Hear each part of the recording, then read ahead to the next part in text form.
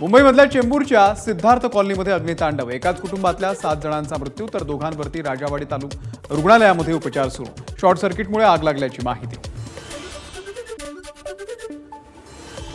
मुख्यमंत्री एकनाथ शिंदेंकडून सिद्धार्थ कॉलनीमधील दुर्घटनेचा आढावा। घटनेची उच्चस्तरीय चौकशी होणार, मुख्यमंत्र्यांची माहिती। चेंबूरच्या सिद्धार्थ नगरमधील मृतांच्या नातेवाईकांना प्रत्येकी 5 लाखांची मदत। मुख्यमंत्री एकनाथ शिंदे यांच्याकडून घोषणा। डोंबिवलीमध्ये शिंदेंच्या शिवसेनेला खिंडार। शिंदेंच्या युवा सेनेचे सचिव दीपेश म्हात्रे यांचा ठाकरेंच्या शिवसेनेमध्ये प्रवेश। कल्याण डोंबिवली महानगरपालिकेमधील 4 माजी नगरसेवकांसह दीपेश म्हात्रे ठाकरे गटामध्ये।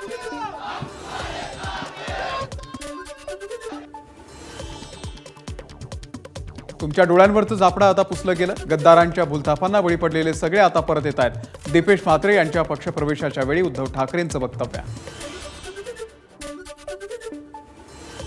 दरवर्षीप्रमाणे यंदाही रश्मी ठाकरे टेंभी नाक्यावरील दुर्गेश्वरी देवीच्या दर्शनाला। रश्मी ठाकरेंच्या हस्ते देवीची पूजा। यावेळी किशोरी पेडणेकर यांचीही उपस्थिती। मालाड मीठ चौकी उड्डाणपुलाचं केंद्रीय मंत्री पियुष गोयल यांच्या हस्ते उद्घाटन। भाजप आणि काँग्रेसकडून मीठ चौकी उड्डाणपुलावरती पोस्टरबाजी। उद्घाटनाला विरोध करणाऱ्या काँग्रेस कार्यकर्त्यांना पोलिसांनी घेतलं ताब्यात। पालघरच्या उरण विधानसभेमध्ये शेकापचा प्रचार मेळावा। शेकापचे नेते प्रीतम म्हात्रे यांचे कार्यकर्त्यांना कामाला लागण्याचे आदेश। मोठ्या संख्येने कार्यकर्त्यांची उपस्थिती।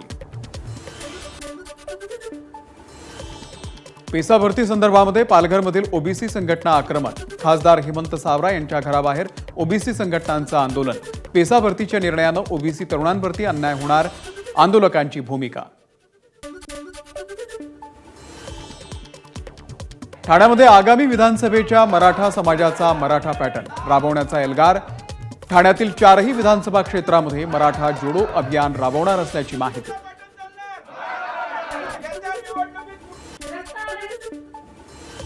मुंबईमध्ये उकाडा वाढण्याचा अंदाज। पुढील 3 ते 4 दिवस तापमान 33 ते 36 अंश सेल्सिअस राहण्याची शक्यता।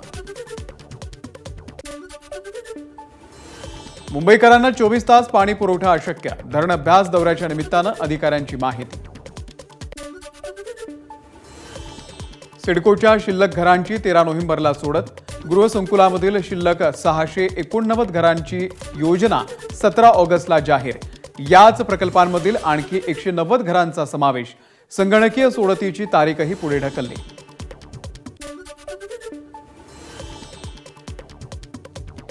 मुंबईच्या पश्चिम द्रुतगती महामार्गावरती टेम्पोचा अपघात। अपघातामुळे वाहनांच्या लांबच लांब रांगा। भरधाव वेगाने जाणारा टेम्पो उलटला। टेम्पो चालक गंभीर जखमी।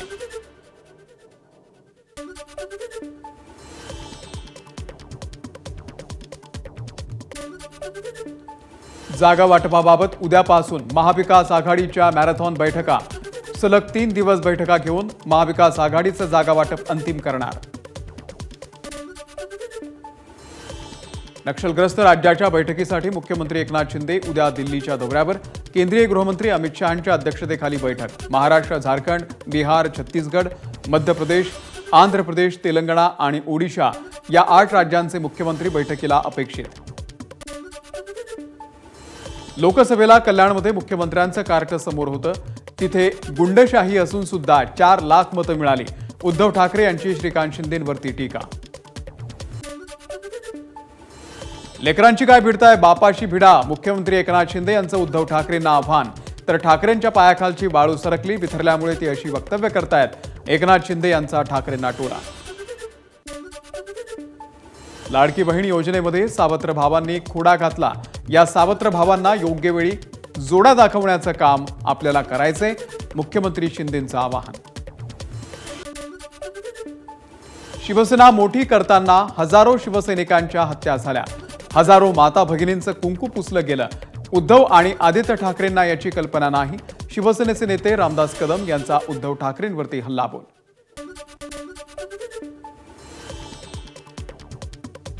मराठी चित्रपटसृष्टीमधील पहिल्या बालतारका वासंती घोरपडे पटेल यांचं निधन। वयाच्या 101व्या वर्षी घेतला अखेरचा श्वास। अभिनयासह गायन क्षेत्रावरही वासंती घोरपडे यांनी उमटवली मोहर। बीडचे विद्यमान आमदार संदीप क्षीरसागर यांनी घेतली शरद पवार यांची भेट। भेटीच्या दरम्यान उमेदवारी संदर्भात कोणतीही चर्चा झाली नाही। बीडमधून पुन्हा मीच निवडणुका लढणार, क्षीरसागर यांची माहिती। माजी मंत्री हर्षवर्धन पाटील उद्या शरद पवार यांच्या राष्ट्रवादीमध्ये प्रवेश करणार। पक्षप्रवेशाच्या पार्श्वभूमीवर राजवर्धन पाटील यांनी घेतली युगेंद्र पवारांची भेट। पक्षप्रवेश सोहळ्याला उपस्थित राहण्याचं युगेंद्र पवार यांना निमंत्रण।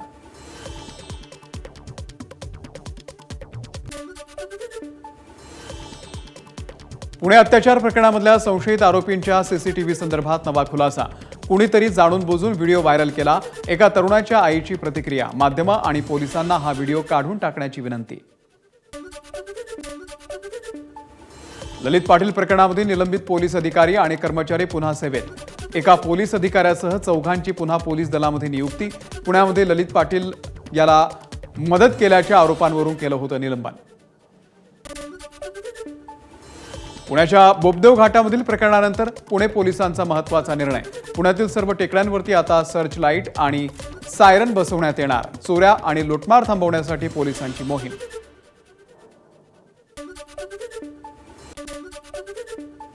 नवरात्रीच्या निमित्तानं सांगलीमध्ये 3.5 शक्तिपीठांच्या प्रतिकृतीचं उभारलं मंदिर। पृथ्वीराज पाटील फाउंडेशनचा उपक्रम। पुणे पंढरपूर मार्गावरती टेम्पोनं कारला दिलेल्या धडकेमध्ये चौघांचा मृत्यू तर तिघे गंभीर जखमी। माळशिरस तालुक्यातील कारुंडे जवळची घटना।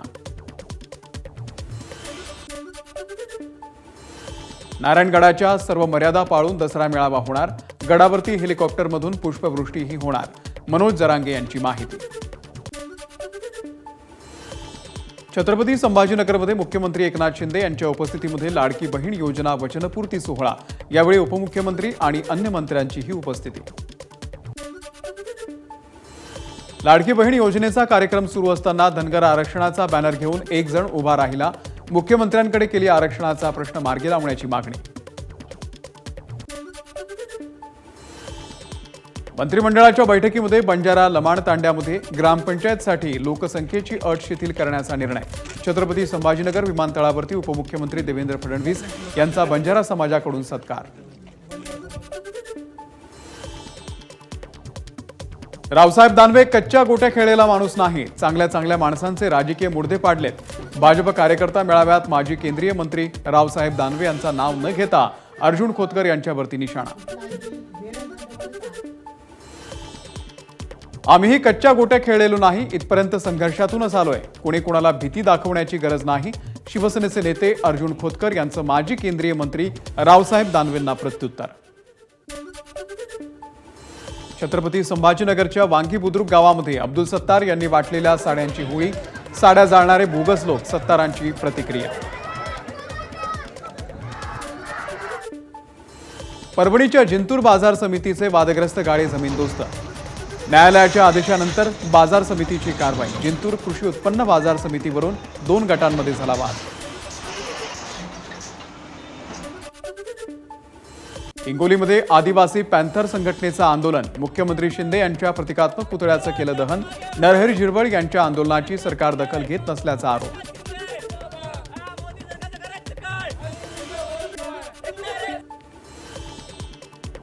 बीड जिल्हा परिषद आवारामधील झाडाला गळफास घेऊन तरुणाची आत्महत्या। मराठा समाजाला आरक्षण मिळत नसल्यानं आत्महत्या करत असल्याचं चिठ्ठीमध्ये नमूद करून संपवलं जीवन।